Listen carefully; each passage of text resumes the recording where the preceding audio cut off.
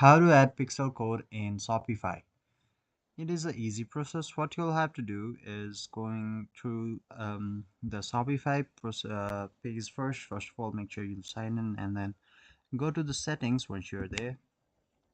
Once you visit settings, add settings, let it load. So once it loads, you'll have to scroll down till you find customer events. So yeah, you can see customer events right there. So once you go to customer events, you can see there's an option that is explore pixel apps and add custom pixel. So easiest way to do or add pixel is going to add custom pixel. You can simply go ahead, name any of the thing as pixel. So you could go ahead and add pixel.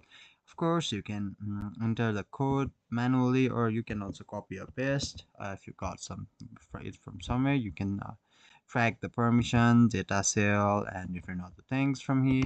Once you press and connect, you're ready to do. So hopefully this video helps. Thank you.